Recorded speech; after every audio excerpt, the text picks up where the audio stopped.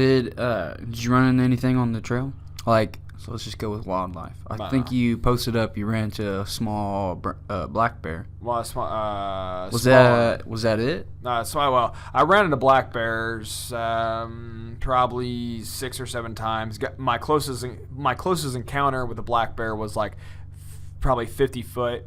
And then That's pretty close. Yeah, then I stopped. It started making sounds, and I thought it was going to bluff charge me or actually charge, so I actually stopped. I don't recommend anybody going up to any wildlife. Black bears are mean, man. Black bears are mean. People misrepresent them. They say that they think they're so cute and small. Those motherfuckers are huge. Yeah, and they're territorial. So especially when they have cubs, never ever approach a mom and her cubs. You will regret it faster than anything you've ever done in your life. But porcupine, saw my first porcupine on trail.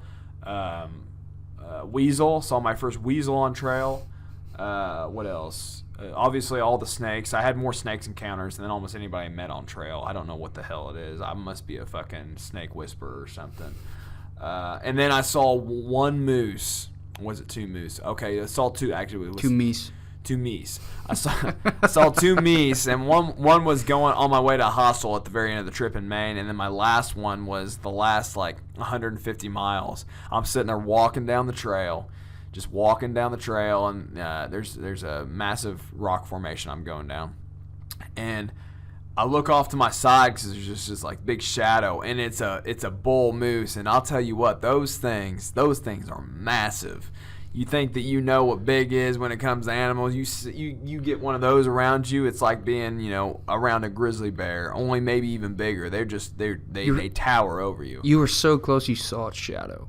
Oh, not only saw a shot. I mean, I saw. You could have touched it. It was that close. I would say that it was probably 20 yards from me. So that's relatively close. Yeah, though. I mean they're huge. So I mean, they're massive. Close. And the cool thing about moose out there is, well, for one, some people never see them the entire trail. Actually, a lot of people. More times than not, you're not going to find anybody who actually sees one. Everybody who I was with in Maine, throughout Maine, in the different periods of time, didn't end up seeing a moose. I was the only one. And the moose are crazy. They're huge, and then the bull moose have the big rack on them. But I'll tell you what, they make it into the most amazing places that you never would have thought on mountainsides and whatnot. So it's pretty awesome. Did anything follow you like one of those black bears? I think you posted or Zach said something about you thought one was following you one morning. Anything like that happen? Yeah, I mean, you think maybe they're following you one morning, especially when you're in an area where they're overpopulated, just because you can do morning hikes, and morning hikes is basically you get up, you have your headlamp on, you tear down with your headlamp on your tent, and then you pack up, and then Why would you do that? You do a morning hike because you might not want to be out till 4 o'clock that day. You might want to take more time off. Okay. That gives you more time to set up camp and just chill out for a little bit. So get an early start, get your miles in, and then chill. Exactly. What you need from time to time, you definitely need from time to time. But you still need to get your miles in. So you just can't really – I mean, you said you could take your 0 days, but those don't happen very often. You can take your 0 days, and they don't happen very often, but it's all dependent on how long you want to be out there. See, for every month out there, you're going to spend at a minimum of $1,000. So – if you're going to be out there, that's on food and gear. That's on everything. So fixing gear resupply, and food, you're going to spend, and lodging, you're going to spend $1,000, which is relatively, on the cheaper side of things. There's people that spend $2,000 a month, but on average, you will spend $1,000 a month. There's some people that are cheaper and they can spend less, and there's some people that obviously spend a lot more, but that's average. It's $1,000. I spent $1,000 a month. That was my average, so I was on point. And that was me being very cautious of sometimes what I spent. I didn't spend on things that a lot of people spent on. I tried to save my money, and I still came out to $1,000 a month. So, dang. Yeah. I didn't realize that. Yeah, total for me, I was out there 5.5 months, and I spent $5,500. So you can pull this in if you need it. Yeah. We'll move. So I spent $5,500 after 5.5 months, which is right on cue with $1,000 a month. You should put that on vibrate. Oh, well. Long interruption. It's all good. Just keep that right there. So you never said, if anything, we got sidetracked on morning hikes. Yeah, morning hikes. So morning hikes. So, I mean, you're groggy, you're tired, you want to get your miles in. So, are you like just overthinking it? No, so much so when you get up in the morning, you don't want to get up in the morning.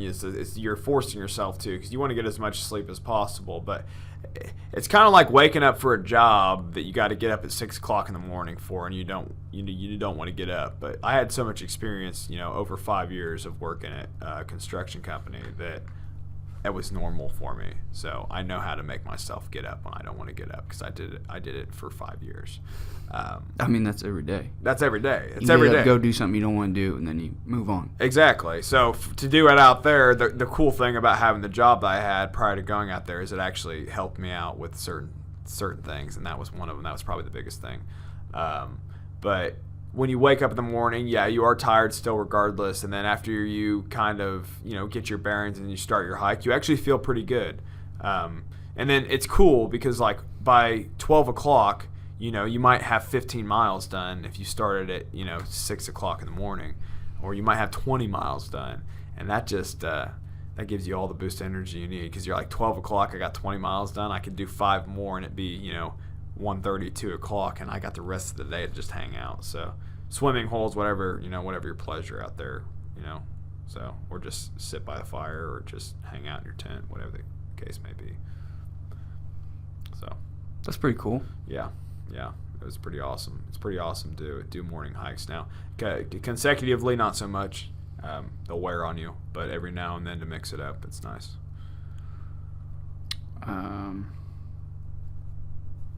What'd you do different, knowing what you know now? What was something you would do? I would have splurged a little more on gear, honestly. Like on heavier duty gear? Lighter gear. Lighter gear? That ultralight stuff you're talking about? Not so much ultralight, something in the middle. Ultralight would still be a little expensive for me, but I'd do something like halfway in the middle. The gear that I picked wasn't bottom of the line, but it was just so. And my pack actually ended up splitting the last 250 miles. It split all the way down the seam, and it had or one side of the seam, and it had a 550 paracord holding it together for the remainder of the trip. A little so action going on. A little so action per se. So that's something that I definitely would change, and that's something I will change on my next hike for sure.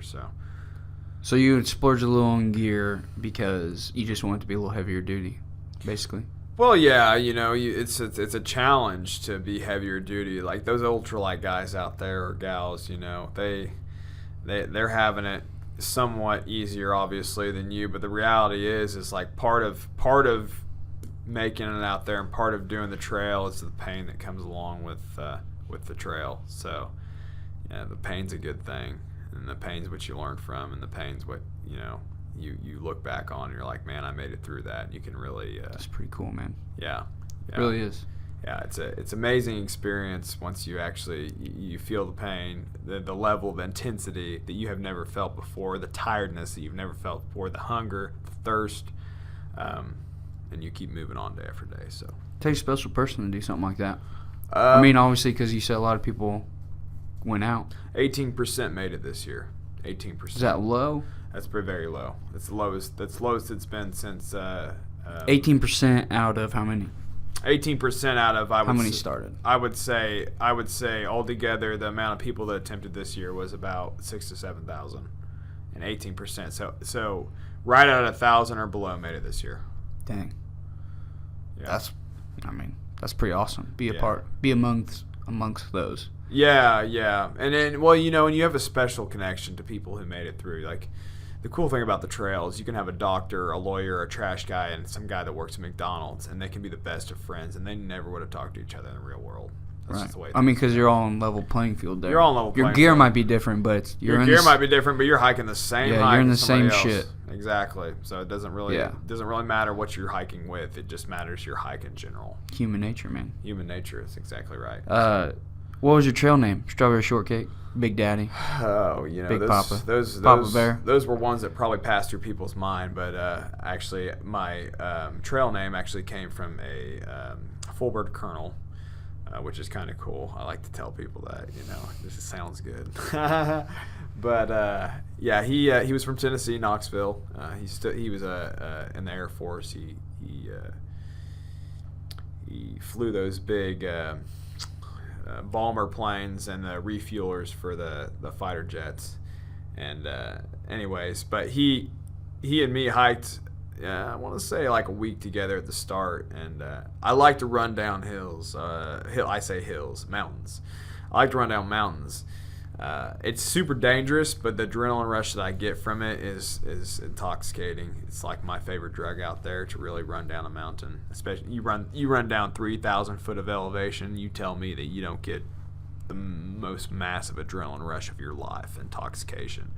So he gave me the name Cannonball, because he goes, you fire down the hill like a cannonball. So that's pretty awesome. Yeah, it was pretty awesome, and I kept it. And this was week two into the trail, and he gave me that name, and I kept it the rest of the way. Some people don't get their trail names till halfway through, or longer, or whenever. But everybody gets a trail name. If you're a through hiker, you get a trail name. That's just the way things go on the trail, and your trail name reflects you and some characteristic one way or another. So, what's some of the names you heard? Not coolest, because yours are. Oh, I mean, cool, you got some names that you feel like were made up, like Rick James. I mean, I don't know how the hell you get a name like Rick James out there. That's weird. It's a little weird. Ramblin' Man, obviously, likes to ramble a lot. Great hiker, though. Tangerine. He likes to eat tangerines, as you could imagine. Hard Rock. Bear bags are a big thing out there in general, and Hard Rock got his name because whenever he took his rope to try to sling around a branch that he could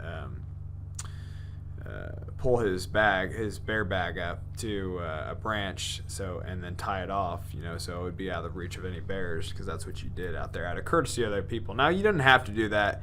Once you got further into the trail, it was like the halfway point. If you wanted to throw a bear bag up, you could, but it was a different story. But anyways, back to him. He had a rock, and he wanted to tie it as a counterweight, and threw it. And as he was tying it, getting ready to throw it up over the branch, he cut himself. So he was Hard Rock. Hard Rock. Hard Rock, yeah.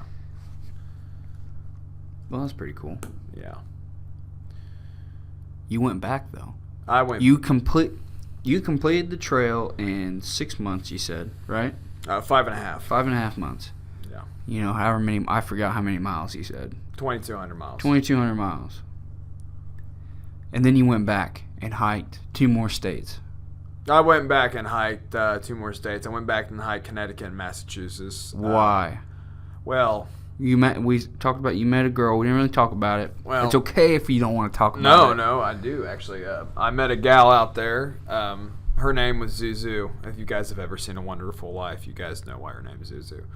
It's like her favorite movie. Which is actually self-given from herself, but she's a cool gal. So I met her at the last 100 miles of the 100-mile wilderness is what it's called, which is nothing for 100 miles, literally. And there was a hostel right before the 100 miles, and she showed up, and I had seen her one other time, and she stayed there that night, and we all started drinking and whatnot. A little mountain love. A little mountain love per se. We started drinking and whatnot, and she was kind of a shyer type, and she was at a picnic table when I was around the fire talking to everybody, and this, that, and the other, and I kept looking over at her, and I'm like, I hate to see somebody not have fun out there, because that's why we're out there. So I saw her over there at the picnic table. I went over there and started talking to her, and one thing led to another, and I told her that she should stay another day, because I was going to take another zero. I took 2 zeros there. I was going to take another zero, and that was her first zero there. And then she's like, well, we were planning on heading out tomorrow. I was like, well, I think it'd be best for everybody if you just stayed. Best for Jesse. Well, she came back to me the next day. Help Papa Bear out. I'm just going to call you Papa Bear. Cannonball's a cool name, but Papa Bear's where it's at. I'll take Papa Bear. But Honey Badger. So at the hostel there was a full breakfast, all you could eat pancakes, and then you had eggs and bacon and stuff.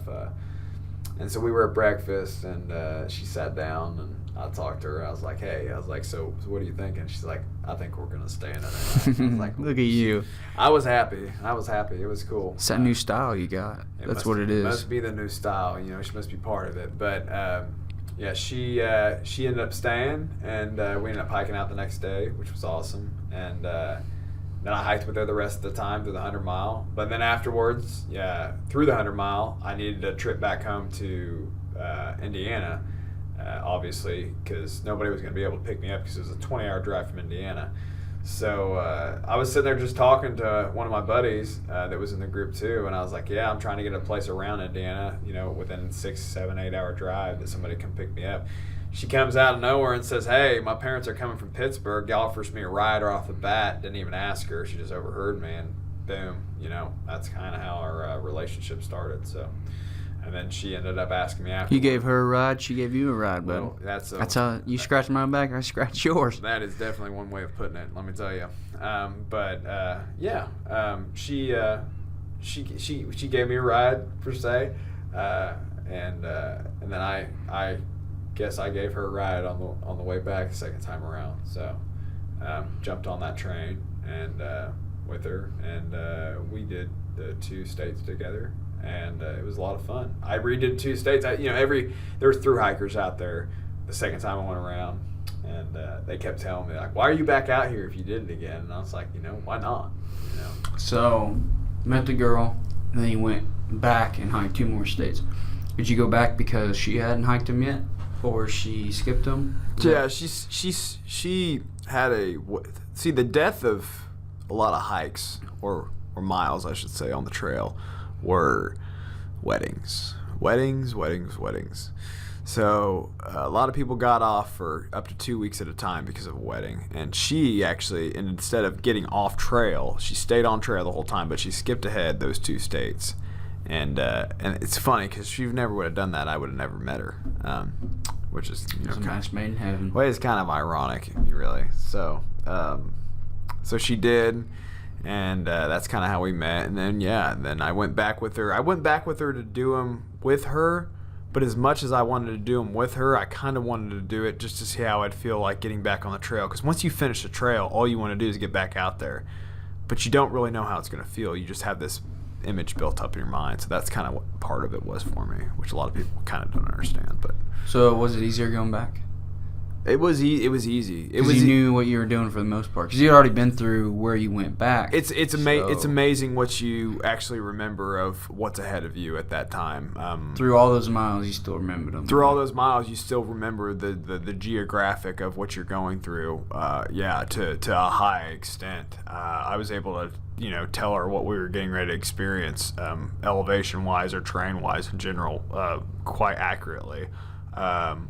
But she enjoyed it. I don't think she enjoyed it quite as much as me. And we both were really sore after like the first day because we had been off for like 3 weeks, and your body just starts to go in decline after doing that many miles after being off for X amount of time.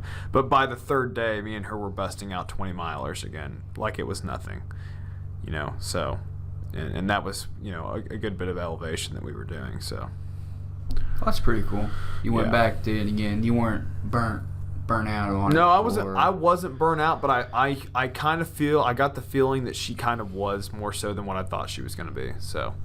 And I know a lot of people that ended up finishing the trail that didn't ever want to hike again, so. Just depends. I love hiking, though.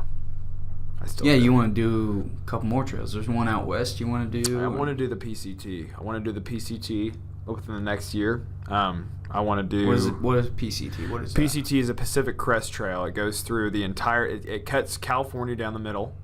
And then it also goes through a good section of Oregon and Washington. I think the total trail is like around 2,700 miles, somewhere right in there. So a little bit longer.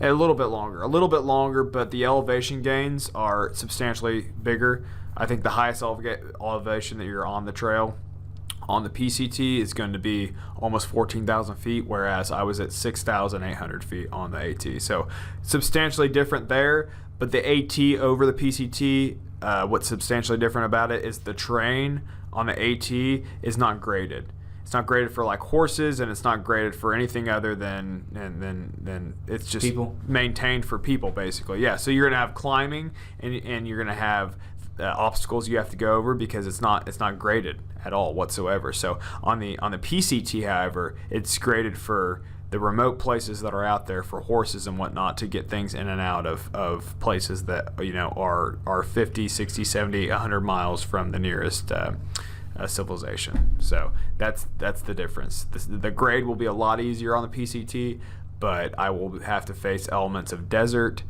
the Sierras, which is extreme cold, and then extreme rainfall whenever I get to Washington. So that's what I'm looking forward to. That's my next more plan. wet socks. More wet socks, plenty more wet socks. Yeah, it's gonna be. Is that the only other trail you want to do, or you want to do different possibly ones? The Continental Divide? See, if you do the three biggest trails in the United States are the AT, which is the Appalachian Trail, which is East Coast, the PCT, which is Pacific Coast Trail on the West Coast, and it's the CDT, which is the Continental Divide Trail, which cuts directly through the United States, which that one's about 3,000 miles. I could do that one after the PCT. I'm not going to commit to that yet. I'm just going to commit to the PCT because if you do all three, you're a triple crowner, and there's very few triple crowners in the world. And there's actually even fewer that are my age that actually has ever done this in their life, like probably in the hundreds, and that's worldwide.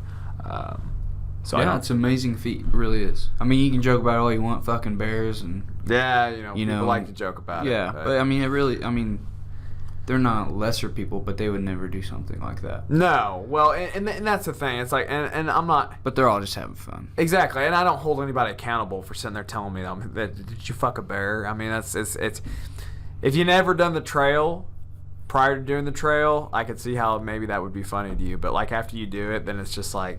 Whatever. Well, you definitely came back a different person. I noticed. I guess I haven't noticed as much. Well, right, because people you. have told me that since I've been I mean, back. you did come. I feel like you came back a better person. Well, and that's good to hear. I mean, and that's kind of like the overall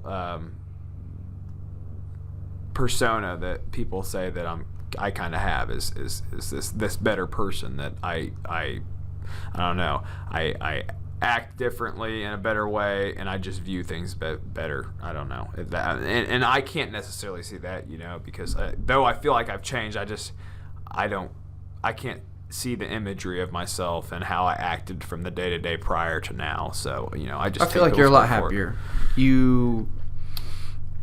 It's not like you were sad all the time. You just have, like I said, you have a better outlook on life, and you just get more joy out of things that you wouldn't have before, and it's really nice to see because, I mean, not a lot of people are like that, and it's nice to see a different point of view. Oh, yeah.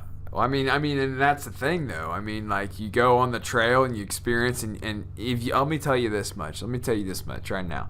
If you ever feel like you don't have faith in humanity anymore, you go on the trail. That's me. I have no faith in humanity. And it's so understandable. I had no faith before I came out there, and if you don't have faith in humanity, go on the trail. Go on the trail, because if you go on the trail, I mean, you're gonna find a whole new faith in humanity that you never thought was possible. The people out there that are just so generous, I mean, they're one in a million. They really are. So. I mean, it'd be really hard to be cutthroat out there. You wouldn't want to be cutthroat. You want to help people. You wouldn't want to be cutthroat, but even people that aren't doing the trail, see, there's something called trail magic out there. And what trail magic is it's people who aren't doing the trail, who might have done the trail before, might just be hikers or might just be people in general, that come out there at resupply points that you'd get a hitch in a town or something. Because every time that you cross a path where you could get a hitch in a town doesn't mean you're necessarily going to get a hitch in a town. It just depends on what your resupply looks like,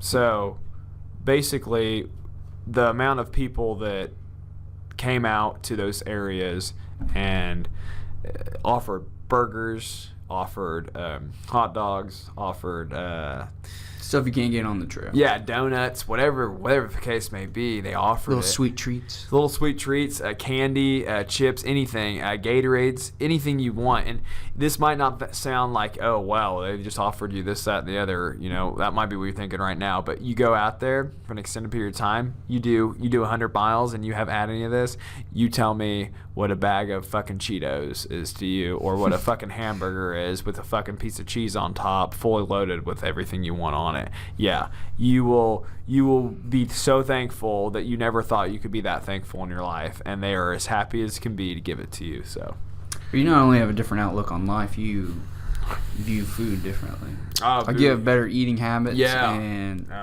I don't. I cut bread out completely, pretty much. I've had bread all of about 3 times or 4 times since I've been back. I cut bread out completely. You've been back for how long? I've been back for 5 to 6 weeks. But if you count, I was back 2 weeks, and then I went back out on the trail again for the 2 states, and then I've been back for 2 weeks other than that. And then I just went incomplete. So I've been back for a little over 5 weeks. Total, yeah. Yeah. So I mean, taking that into account, being back, how long I've been back, you know, you can. The thing is about the people who do trail magic out there who have done the trail before, they were skinny once, and you can see how they decline because they're just these. Most of them, anyways, are just these bigger people. Well, they got back and splurged. They went back and splurged, and that's the thing. You put all that work into losing all that weight. It's not necessarily about losing weight, but that's part of it. You put all that work into that. You don't want to see that just dissipate by you just sitting there eating junk food and whatnot. You got to come back, and you have to have better eating habits. And the way you feel out there with your eating habits in general, you're burning so much that you just feel good no matter what you eat, to a certain extent, to where you just feel more lively and more energetic. But the thing is you also get to a point out there where you can't eat enough. It doesn't matter how big your food bag is because you're consuming so much. On average, towards the end of the trail, you consume up to like 6,000 calories a day. So 6,000 calories a day. The average man is supposed to have, I think, like 22, and the average woman's supposed to have like in the 1,500 to 1,600 range, I think. So right in there. So just imagine burning that much extra. So you eat like a pig out there, but it doesn't matter. I mean, like I said, I lost 55 pounds and I ate like a pig. So well, you're constantly working. So. You're constantly working. You're going up and down mountains. It's not like you do a 20-mile hike here and wherever the hell you live, and you got. Then you go sit at your desk for a week. Exactly. You're doing that every single day. You're doing it every single day. And then some days you don't eat, and some days you do eat. Yeah, and so it's not just varies. Exactly, and it's not flat ground. It's terrain that's up and down mountains, and here, there, and everywhere. So surviving. It's surviving. I mean, you have to work to get your water. You have to work to get your food. Nothing's handed to you out there. If you don't want to work for it, you want to stay inside your tent, you're going to go starve to death. So that's the way it's going to be, and you're going to get dehydrated. It's completely up to you what you're going to do out there. So. All right, man. Well, you got a cool story to end on? Anything I do have a cool story, actually. This is a story that I share with everybody that was on the trail. Story about you? It's not a story. It's not a story. It's a story somebody about else me. told I'm you. incorporated into it. Okay, so and this will give you a visual of what you experience when you first get on the trail. So, I got on the trail on the 10th of March. Like I said, I left the 9th, got on there the 10th, and then whenever I got on there the 10th of March, I started walking, and my brother and my sister-in-law, they did 2 miles of the trail with me. They went all the way up the staircase with me, which is just a massive amount of stairs. Went all the way up the staircase with me, and then they kind of stopped right there, and they turned around and went back, which she was pregnant, so I understood that. But then I kept going, and the realization really sets in whenever you finally see them walking away, and that's your ride. It's just you. You've never experienced anything like this before. You got 2,200 miles to do, dude, and you are just like, oh shit.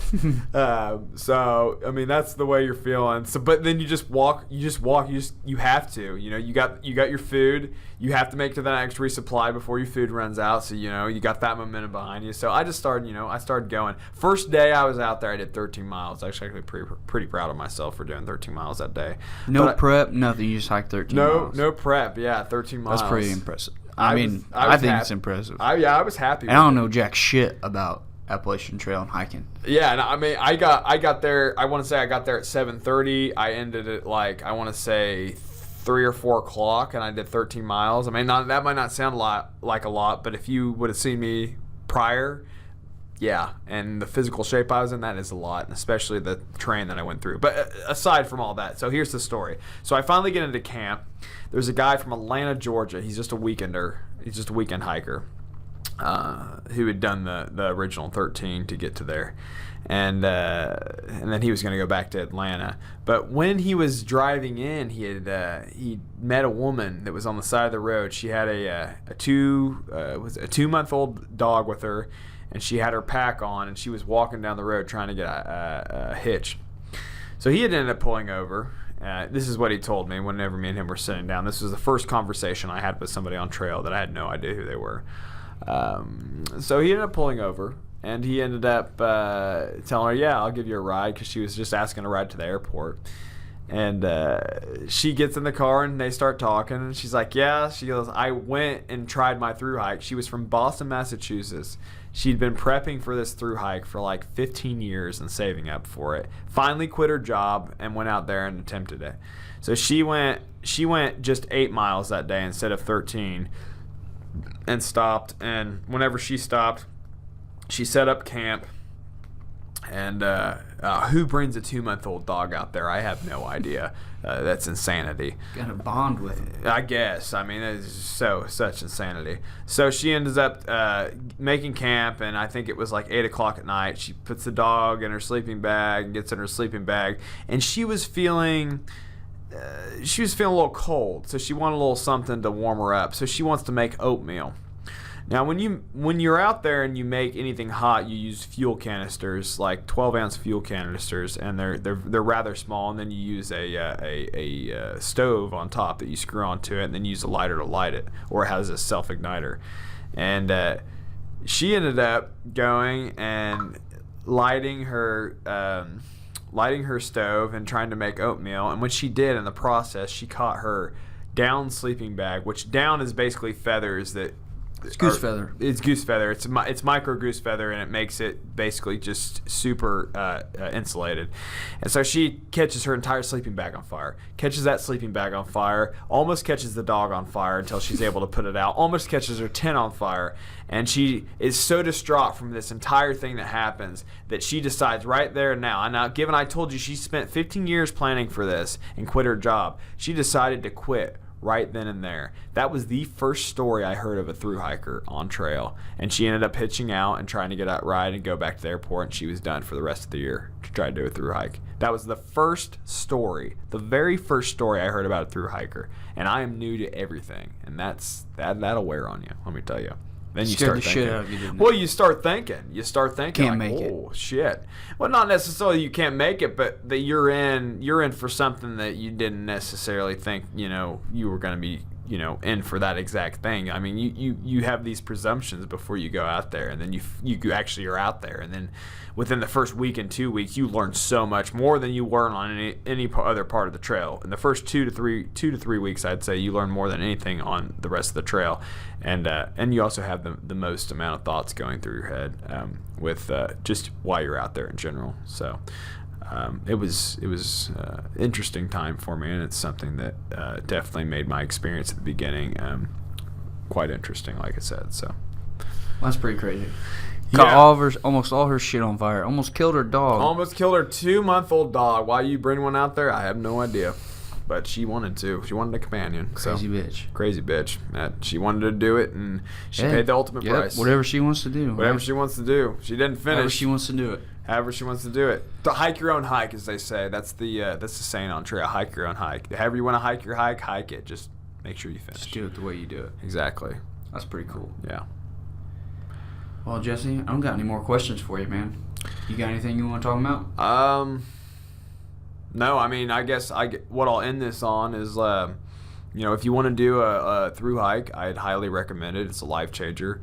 It'll get the gears moving for something a lot bigger in your life and what you're capable of doing. See, every one of us has a bubble that we live in.